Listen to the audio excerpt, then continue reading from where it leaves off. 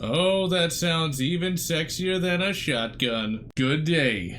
The AK-47, the Kalash, the Automat Kalashnikov Model 1947. Whatever you call it, it is a ton of fun, and it's been at the top of my firearms list since I got into firearms in general. Alas, I never was able to really pick one up until 2019.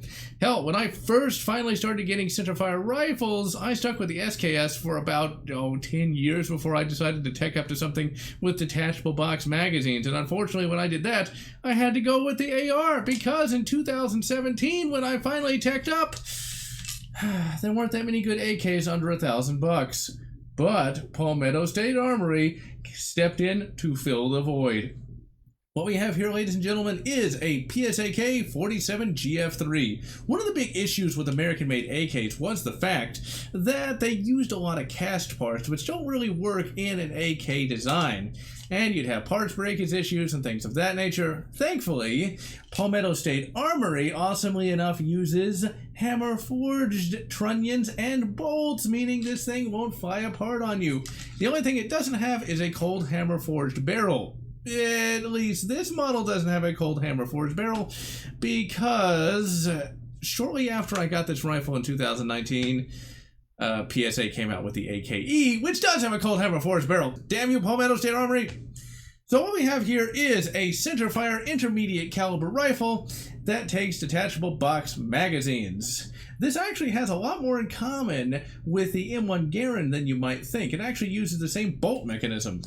What we have here is a rifle that just feels absolutely excellent in the hands. It is an absolutely ergonomic masterpiece in many respects. And I gotta say, despite having had an AR-15 for longer, I just like the overall feel of this rifle so much more than the AR-15. It just is a naturally pointing rifle.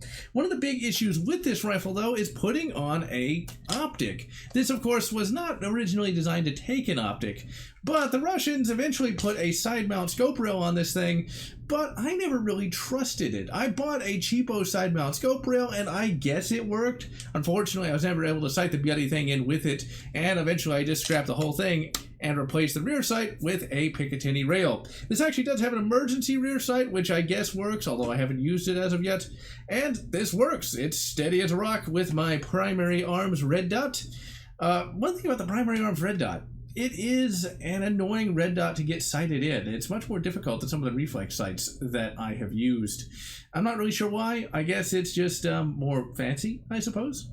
Now this AK is, of course, stamped and not milled, which is fine because the milled AKs are supposed to weigh more, and this thing feels pretty bloody sturdy regardless. There are many things about this particular AK that are an improvement over the standard one. Now, you can buy enhanced safeties that you can flick with one finger, but this, well, it has it from the start. And one of the big problems with enhanced safeties is there'll be a little cutout here so you can lock the bolt back, which I guess is good, but I don't want this big gaping hole in my safety. Now, this particular model of GF3 has all Magpul furniture all the time, and Magpul does make some very high quality furniture. One of the best aspects of this stock, though, is I don't have any length of pull issues. It is the absolute right size for me, and thankfully it's a fixed stock. I gotta say, I don't really like all the bloody AR-styled stocks on all the bloody rifles these days. The AR-15 has that type of stock for a reason. That's because it has a bloody buffer spring in it. This shouldn't have an AR stock because it doesn't have a bloody buffer spring. And also, this stock just looks really cool. And it even has a storage compartment, which is very difficult to get open on camera. Now, this rifle actually has a mismatch of features from a variety of different AKs. Most notably, we have the ribbed top cover here, which I believe is Bulgarian. Now, disassembling the rifle is absolute simplicity itself. However, this is still a fairly new rifle. I haven't put that many rounds through it just because I haven't been able to get to the bloody rifle range all that much. And today, we're only shooting a very small number of rounds. So actually, disassembling this is a little difficult because everything is nice, new, and tight. But really, disassembling this thing is pretty bloody easy, and I will showcase that in the main review. Now, what this thing doesn't have is a sling swivel built into the rifle itself. Now, not all AKs have that, but I believe the Yugos did. What Palmetto State Armory elected to do was just to have a quick detach sling point, which is pretty nice, and it saves on machining time and things of that nature. And quick detach sling swivels are very inexpensive. For this rifle, I chose to go with the standard AK sling. This thing is pretty bloody cheap, and it works. And seeing as how this is an AK, I already had to do a little bit of garage engineering by adding a different collar, because the collars that came with this were very, very cheap and broke almost immediately. What we also have is the screw that came with this sight mount was actually a little too wide and couldn't fit through the little hole. So you know what? We took a screw that was just sitting around in the garage and it fit just fine, because AK. Now, this AK is fairly light thanks to this composite furniture, but as you'll see in the actual video, it doesn't have altogether that bad of recoil, and I think that it's primarily due to that absolutely excellent slant muzzle brake. I intended to replace that slant muzzle brake at some point because I thought it wasn't going to be any good, but it works. Now, it doesn't dampen down the flash any, but it just allows you to stay on target pretty easily. I was quite impressed. Really, for a rifle that hasn't changed all that much since 1947, the AK is pretty bloody impressive. This is a rifle that it competes with another rifle that has had, what, like 40, 50 years of consistent development, whereas this has stayed pretty much the same rifle from the outset. Yeah, it's a little heavier. Yeah, it might not be as accurate as an AR, but out to 300 yards, this thing is pretty bloody good, and I haven't even shot at 300 yards yet. Now, today we are going to be shooting at 25 yards, and we're going to be utilizing this, ladies and gentlemen. This is my military surplus Yugoslavian ammo, and it's corrosive, and getting corrosive salts out of a rifle isn't rocket science, ladies and gentlemen. You take some Windex, you run it down the barrel, you run it down the parts that would be exposed to this stuff, and it cleans it. I've seen so many different bloody home remedies for getting rid of bloody corrosive salts. It's ridiculous. It's just salts. Now, that ammo is extraordinarily dirty. It's more dirty than I thought it was going to be. But, whatever. From now on, I am going to just continue using steel case, and I only use that ammo because it was lead core versus steel core. And even then, ladies and gentlemen, I was not admonished by the range staff, but they normally don't let people shoot 7.62x39 because it messes up the range. Because, ladies and gentlemen, 7.62x39 has that great barrier penetration. Yeah, it might be bigger. Yeah, it might be slower than 5.56, but it gets the job done. Now, we're using two different types of magazines today. We have, of course, the ever ubiquitous PMag. This is the Generation 2 AK-47 Magpul PMag, and it fits in the rifle quite well. Now, since it has ammo in it, I'm not going to be loading it now, but it does fit quite well. The only problem is this doesn't have a last round bolt hold open. And not all AK mags will have this. In fact, most don't. You have to, of course, get either Yugoslavian surplus or what we have here, Croatian steel mags. These are new production. I believe they were manufactured in 2016. These have a last round bolt hold open. Now, one thing you have to remember is when you fire your last shot, the bolt will stay back, but the second you take the mag out, the bolt will, of course, fly forward. That is one minor annoyance about the AK-47, and that is the fact that it doesn't have a last round bolt hold open, which I believe was a deliberate design choice by Kalashnikov himself, because he believed that mud could get in there and things of that nature. And we all know that the AK might be pretty much bulletproof, but it is certainly not mud-proof, as evidenced by the in-range TV video. So it makes sense that old Kalash would want that to be closed at all times, which makes sense. Now, the Magpul P-Mags are very easy to load compared to the Croatian steel mags. And of course, the P-Mags are substantially lighter than the Croatian steels. But I gotta say, I like the Croat steels a little bit more because I do like having that last round bolt hold open. Now, these Croat steels got some bad reviews a number of years ago, but I think they fixed most of the issues they had.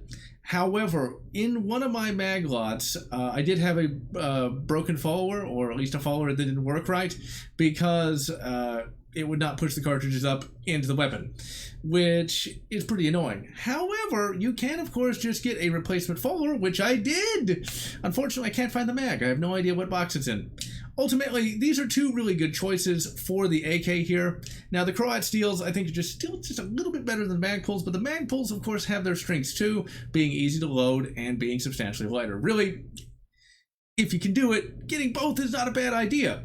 Now, loading the AK is a bit different from loading an AR. Now, what's kind of funny, though, about this thing is I was still thinking like this was an SKS. Now, I have detachable box magazines for the SKS, and that is a rifle that I've used a lot more than this. So I thought this was going to be just like that. However, it is not. You push forward. Let's see if we can get that in frame here. Push forward on the mag release. Instead of back like on the SKS. So when I first got the rifle, I was trying to pull back and get the mag out, and yeah, that didn't work all that well. Really though, I like the mag changes on the AK a little more than on the AR as well. With the AR, you of course have to give it that last slap, otherwise the gutty thing's gonna fall out.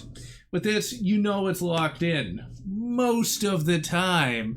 You see, you can of course botch a reload on an AK, and the very first time I loaded this rifle up, and I loaded it up with a P-mag, I didn't load it in quite right, and I went to strip off a round, and it wasn't picking it up, and it come to find out I didn't actually put it in all the way. So yeah, if you're having AK problems with feeding and things of that nature, it could be you didn't put the mag in appropriately. You can still botch reloads on this, just like you can in AR, just like you can on pretty much any rifle. Now, as I said earlier, we're going to be shooting this at 25 yards. We're going to be shooting a grand total of, unfortunately, 2 whole mags and a little bit of one that I shot up getting the optic sighted in. And that's mainly because I was kind of beating the crap out of the pistol range I was shooting at. So, yeah. So now, ladies and gentlemen, let's go shoot this rifle at 25 yards and see if we can make some plates cringe.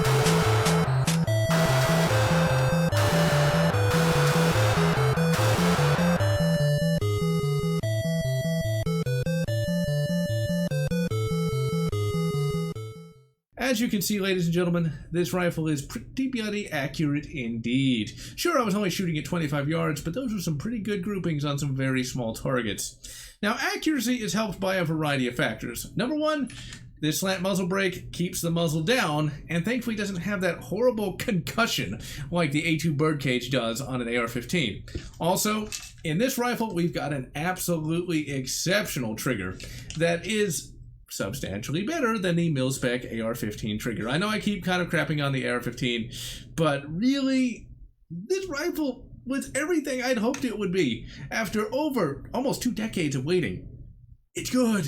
It's really good, ladies and gentlemen. And that trigger is absolutely exceptional, and that's just the stock trigger in this rifle. All I gotta say is this. All the things you've heard about the AK are pretty much true, except for the fact that it's not an inaccurate rifle. Now, I think the reason why people think it's inaccurate is they watch a lot of TV shows, they read a lot of, books and things of that nature, articles that say that, you can't really hit anything with this. Here's what I think. Here's my 2 cents on that. I think some of the cheaper AKs have some bad barrels, or some cheap barrels. I think, when this is used by irregular forces, those people don't have any training at all. They, of course, don't know how to calibrate the sights. I actually looked into calibrating the iron sights before I decided just to take off the rear sight and put a Picatinny rail on. And calibrating the sights, while not difficult, definitely requires at least some skill and a front sight tool, which I have. But I don't really need it now since this is just basically an emergency backup. Although I think I will actually try to sight it in somewhat. But if you don't have the sight sighted in, you're not going to be able to hit anything. And, you know, if you have an AK that's like 40 years old and the barrel's shot out and the sights aren't aligned, yeah, you're not going to hit anything. And I think that's where the inaccurate AK myth comes from. But with a red dot sight, you know, a shooter who knows what they're doing, this is an absolutely excellently accurate rifle. I do intend to put its accuracy to the test. There's going to be a second shots video, and I'm going to take this out to the 100-yard range, which is the maximum size of range I can get to within an hour, and put many more rounds than just 40 rounds down range and see what this thing can really do. But today, ladies and gentlemen, this AK impressed me with everything it could do. The AK is a legend for a reason. Now for next time, we're going to actually be taking a look at the SKS again because I discovered some magazines that actually update the SKS into the modern era further. But until then, ladies and gentlemen, I am General Lotz, wishing you a good AK-47, or whatever makes you happy. If you enjoyed this video, please consider subscribing, and if you can, please consider supporting me on Patreon so that I can continue bringing you this great content.